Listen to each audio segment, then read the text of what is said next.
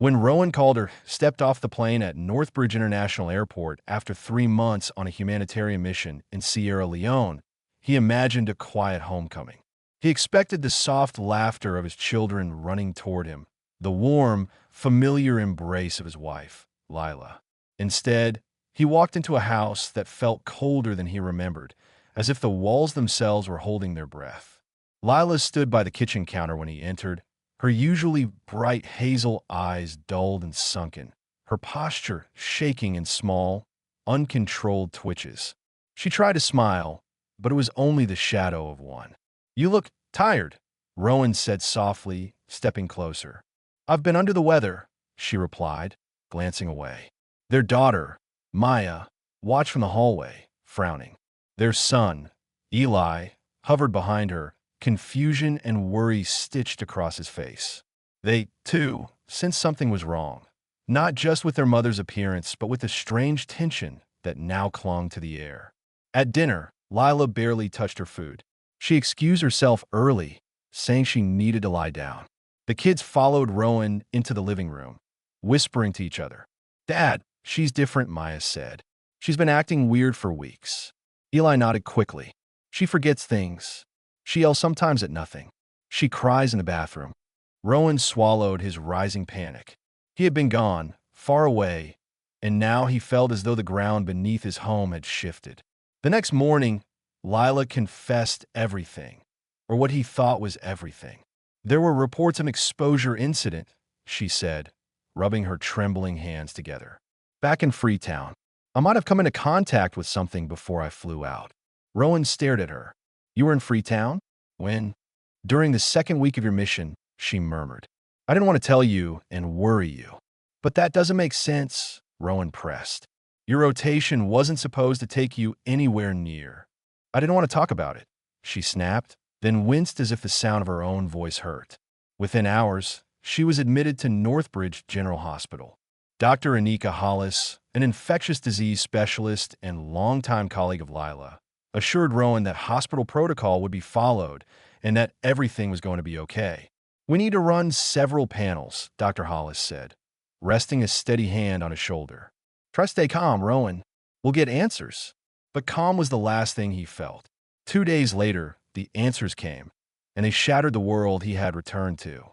Lila had no trace of hemorrhagic fever, no Ebola, no Marburg, no exotic pathogen from any corner of West Africa. But she did test positive for chlamydia and gonorrhea. Rowan stared at the printout in disbelief, shaking, unable to move or speak. Dr. Hollis cleared her throat. "Rowan, I'm so sorry. These are not diseases acquired through your mission work. They're sexually transmitted." He felt the room tilt and dim. My wife wouldn't," he whispered. "But Lila did." There was no other explanation. For hours he drove aimlessly through the city, unable to go home, unable to return to the hospital, unable to breathe. When he finally parked, he didn't even recognize the street. He leaned forward, pressing his forehead to the steering wheel. He needed the truth, whether it destroyed him or not. That night he contacted a private investigator, someone recommended by a friend in corporate security, Jared Holt, a former police detective known for his thoroughness and quiet efficiency. "I need you to find out everything," Rowan told him. "Where she's been, who she's been with, all of it." "Understood," Jared replied. "Give me 72 hours." He returned in 48. And the truth he uncovered was worse than Rowan had ever imagined. "First thing," Jared said, placing a folder on Rowan's dining table. "Your wife was never in Sierra Leone. She never traveled to Africa at all." Rowan blinked. "What do you mean, never?"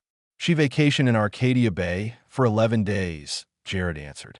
"A coastal city 2 hours away. Checked into the shoreline in under her maiden name." The investigator slid a printed photo across the table. Lila entering the hotel lobby, laughing with a man Rowan didn't recognize. Tall, athletic build, dark hair, confident smile. "That's Dr. Marcus Hale," Jared said. "Cardiologist. Works at the same hospital as your wife." Rowan felt a cold numbness spread through his chest. "Your wife spent most nights with him," Jared continued. "But that's just the beginning." He opened the folder further. She also attended what are being called relationship enhancement retreats, a coded term for private, exclusive gatherings organized for certain medical professionals. You mean parties? Rowan said hoarsely. Yes, Jared confirmed. Expensive ones. Guest list only. 4 to 6 participants per event. All consensual, but secretive. Rowan stared at the documents. Hotel receipts, private messages, membership payments. Lila had documented everything. Every transaction, every trip, every rendezvous.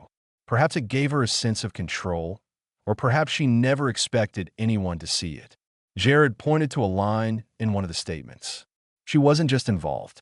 She was deeply embedded. Weekly meetups, bi-weekly conferences, Venus workshops. Rowan's stomach turned. Why? He whispered. Why would she do this? I'm sorry, Jared said, but it's clear she lived an entire life you didn't know about. Rowan spent the next day assembling a dossier, pulling every thread of the investigation together. He combed through Lila's texts, emails, transactions, scheduling notes, linking her to Marcus Hale and 3 other participants she had been intimate with. But he wasn't the only spouse suffering. Jared had mentioned Marcus Hale's wife, Emery Hale. Rowan contacted her. Mrs. Hale, my name is Rowan Calder. I need to talk to you. It's about your husband. There was a long silence before she answered. Meet me tomorrow. Riverside Park. Noon. When Rowan arrived, Emery was already there, holding 2 coffees and a thick folder under her arm.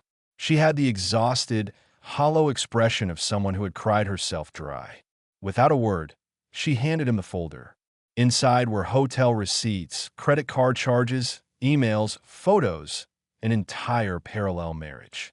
They sat together on a bench for 2 hours, cross-checking notes, fusing their evidence into a single, devastating portrait of deceit.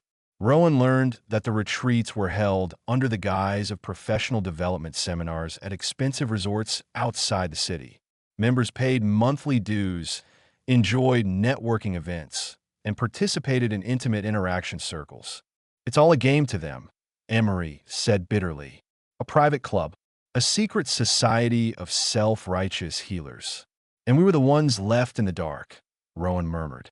For the first time in days, his heartbreak was slowly burning into something else, something sharper, colder, more controlled. Determination. Emery, Rowan said. What if we stop them? All of them. She lifted her head. You want to expose them? No, Rowan said. I want to end their careers. And Emery nodded slowly, understanding exactly what he meant. Emery Hale took the lead on the financial side. She had a background in forensic accounting, and her ability to track every hidden transaction bordered on genius.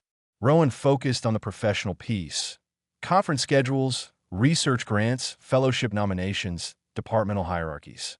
Together, they moved like 2 halves of a quiet storm. Meanwhile, Lila tried to act as if everything was fine, as if nothing in their marriage had ruptured beyond repair. She sent him texts about dinner plans, asked whether they should take the kids on a trip, pretended to be overwhelmed by work and stress. But Rowan wasn't fooled, especially not after Emery uncovered something shocking. Rowan, she said over the phone one evening, her voice tight, I think someone's blackmailing them. What do you mean? There are payments, large ones, going to a private account belonging to Dr. Celeste Rowe. Dr. Rowe was a senior neurologist at Northbridge General, respected, polished, known for her precise clinical mind. What kind of payments? Rowan asked. Extortion payments, Emery answered. She threatened to expose the group unless the participants paid for her silence. Most chipped in at least $50,000. Rowan froze. And Lila, he asked quietly. She paid too. The words hit him like a blow to the ribs. Anger surged through him, hot and blinding, but he forced it down. Anger wasn't useful. Precision was. We start now, Rowan said, full offensive. The next morning, he set an appointment with Dr. Hartwell, the hospital's chief administrator. A calm, stern man with decades of experience. Hartwell valued ethics almost to a fault. Rowan walked into his office with a folder under his arm, the full dossier compiled and organized. Mr. Calder, Hartwell greeted. What can I do for you? Rowan placed the folder on his desk. You can read this. Hartwell flipped open the first page and paused. His eyes moved faster. His face tightened. He turned a page, then another, then sat back heavily. This, he muttered, this is catastrophic. It's everything, Rowan said. Financial misconduct, fraud, extortion, policy violations, abuse of institutional funds, and misconduct involving more than 40 medical professionals at your hospital. Hartwell closed the folder slowly, the weight of it sinking into his bones. You understand that I have to launch an internal investigation immediately, he said. I wouldn't have brought it if I didn't.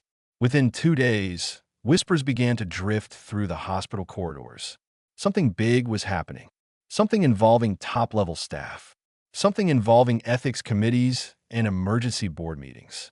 Lila came home one night with her eyes wide and frightened. Rowan, there are rumors going around. They're saying people might lose their licenses. That there's an investigation into misconduct. Her breath hitched. You didn't say anything to anyone, did you? Rowan met her gaze evenly. Why would I need to say anything, Lila? Maybe the truth is catching up to you on its own. She flinched as if struck. The following morning, he received a text from Emery. Marcus is suspended. Temporarily. Official pending ethics review. We're close. Very close. Now there was only one stage left, the public unveiling. That opportunity came at the annual fundraising gala for the Northbridge Medical Foundation, a glamorous event held at the prestigious Holborn Hall. It was a night designed for celebration, networking, and self-congratulation. Perfect for exposing hypocrisy. Rowan and Emery arrived early, carrying a digital presentation on a secure drive. They passed it quietly to members of the internal review team, ensuring it would be queued for the end of the night. As the crowd filled the hall, physicians, executives, sponsors, Rowan scanned the room. There, Dr. Marcus Hale, sipping champagne, trying and failing to hide his anxiety. There, Dr. Celeste Rowe, stiff and pale, her eyes darting around the room like a trapped animal. And finally, Lila, wearing a navy dress, trying to keep her hands from shaking. She looked around nervously, panicked at the tension humming in the air. She knew something was coming, but not what. Not who. Rowan kept to the back as Dr. Hartwell stepped to the podium. Ladies and gentlemen, Hartwell began. Before we conclude tonight's program, I have some important updates regarding professional conduct and our continuing education initiatives. The room quieted. Conversations died. A ripple of unease passed through the hall. Hartwell continued. In light of recent discoveries, the hospital will be reviewing all external training programs, retreats, and educational workshops attended by our staff. Effective immediately, we are implementing a complete audit of external expenditures and professional affiliations. That was Rowan's cue. He stepped forward. Dr. Hartwell, he said, loud enough to carry across the hall. I asked a question. Hundreds of eyes turned. Hartwell recognized him and nodded. Of course, Mr. Calder. Rowan faced the audience, a sea of anxious, sweating faces. I work in institutional security, and I want to know, he said, whether this audit will include the retreats and networking events organized by Dr. Celeste Rowe. The crowd erupted in murmurs. Dr. Rowe stiffened, her jaw clenching. Because, Rowan continued, voice unwavering, I have documented proof that Dr. Rowe has been facilitating romantic gatherings funded through secret membership dues, involving more than 40 medical professionals. Gasps spread through the room like wildfire. I also have evidence, Rowan said, of extortion payments made to her by married participants, payments exceeding $50,000 each. A wave of cameras and phones rose instantly, capturing every movement, every word. Lila's face went white. Dr. Rowe snapped, "This is slander." "No," Rowan said, lifting a folder, "this is evidence." He felt the momentum shift, truth flooding into the open, unstoppable. But the eruption truly came when Marcus Hale shoved forward, red-faced and furious. "You son of a—" He lunged at Rowan, but security caught him before he made contact. The room exploded with shouting, crying, accusations. "Marcus Hale," Rowan said clearly, his voice booming through the speakers, "you cheated on your wife with mine, and with others. And you paid for it, literally. Emery stepped forward now, her voice steady as steel. You will reimburse every dollar you stole from our family, Marcus. Every last cent. The gala was collapsing into chaos. Sponsors fled. Administrators scrambled. Staff shouted. Reporters scribbled wildly. Hartwell slammed the microphone. This event is concluded. Lights flickered. The room dissolved into panic. And Rowan walked out, calm, collected, victorious, not looking back. The fallout began instantly. Within hours, Rowan's speech spread online. First through guests at the gala, then through hospital staff, then through local media outlets hungry for scandal. By morning, the story had hit the front page of the Northbridge Chronicle. Medical elite caught in secret retreat scandal, dozens implicated. Local news stations ran segments every hour. Commentators debated ethics, institutional responsibility, and the twisted lengths people would go to satisfy hidden desires. Social media exploded with outrage.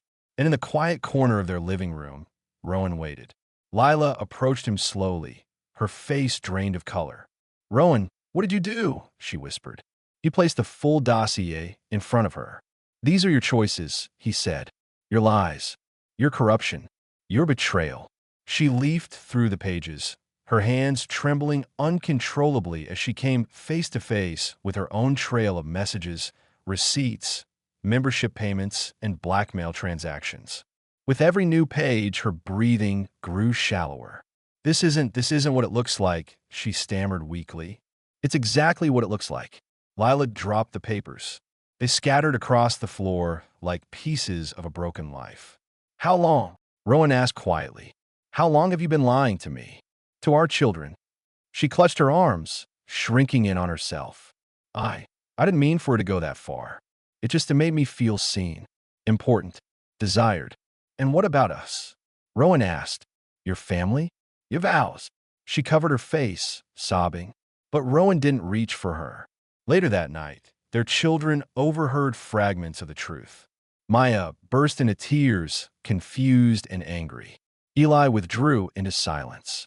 Rowan sat with them for hours, explaining only what they needed to know, that he loved them, that the marriage was ending, and that none of it was their fault. Over the next week, the scandal grew beyond Northbridge. National news outlets picked up the story, especially after the hospital announced an official task force to address mass misconduct. Protests formed outside Northbridge General. Ethics committees were flooded with complaints. Sponsors pulled funding. The institution trembled, and Lila faced consequences she never imagined. Her attorneys tried to argue that the evidence Rowan collected had been obtained illegally. They insisted he had violated her privacy. But the hospital's internal investigation supported nearly every claim in the dossier, and witnesses corroborated the events at the retreats. Her career began to crumble. Maya and Eli refused to stay with her, choosing instead to remain with Rowan. Lila visited only twice, both times ending in tears and tension, before quietly stepping back, realizing the damage she had done was irreversible. Dr. Celeste Rowe was arrested on charges of extortion and fraud. She accepted a plea deal, 18 months in federal prison. Dr. Marcus Hale was fired and stripped of his medical license. His long career collapsed overnight. Emery filed for divorce the following morning. As for Lila, she was placed on indefinite suspension pending a full disciplinary review. By the end of the month, the medical board recommended revoking her license. The scandal snowballed. More resignations followed. Several implicated doctors fled the state entirely. 3 months later, Rowan received the final draft of his divorce settlement. He got the house. He got primary custody of Maya and Eli. He received the majority of joint assets. Lila was granted limited visitation, visits she rarely used. When her attorney called and said she wanted to meet, Rowan agreed, though reluctantly. He found her in Riverside Park, sitting alone on a bench beneath a bare winter tree. She looked thinner, older, worn down by the weight of everything she had lost. "Rowan," she said, turning toward him, her voice small. "Thank you for coming." "I'm here," he replied, but his tone was distant. She wiped her eyes. I know I can't fix anything. I just, I need to say I'm sorry. Truly, I ruined everything. My career is gone. The kids don't want to see me. And you? I lost you long before this, didn't I? Rowan didn't answer. I wasn't trying to hurt anyone, she insisted. I was trying to feel alive, to feel like someone saw me. The club, those retreats, they made me feel powerful. But it was all fake, all poison. Actions have consequences, Rowan said quietly. You didn't think about what would happen. You didn't think about the people you'd crush. She nodded slowly. What happens to me now? She whispered. What happens to the kids? Will they ever forgive me? They'll find their way, Rowan said. But forgiveness isn't something you can demand. You have to earn it. She looked up at him, her eyes full of desperate hope. I still love you, she said. I always did. Rowan's expression didn't change. No, he replied. You love the version of me that made your life easier, not the real me, and not enough to stay loyal. Silence hung between them, heavy, final. 2 weeks later, the divorce was filed. Rowan moved forward with his new life. He focused entirely on the kids, school, hobbies, therapy sessions, quiet evening dinners. He promised them, every night, I will never lie to you. Word of his actions spread throughout the community. Some called him brave. Some called him ruthless. But either way, he became something of a local figure, an ordinary man who exposed extraordinary corruption. Yet fame built on destruction fell hollow. One evening, Rowan sat alone in his study, staring at the stack of legal documents neatly filed away in a navy blue binder. The final chapter of a war he had never asked for. He closed the binder gently. Then he went upstairs to check on Maya and Eli. They were already asleep, breathing softly, safe, dreaming of futures untouched by the failures of their parents. Rowan stood in the doorway for a long moment. This, his children, their safety, their innocence, was all that mattered now. Life moved forward. Wounds healed slowly. Scars remained, but they were no longer open. And Rowan promised himself that whatever came next, he would build it carefully, honestly, without the shadows that had once swallowed his home. The past could no longer hurt him. The future, at last, belonged to him and his children.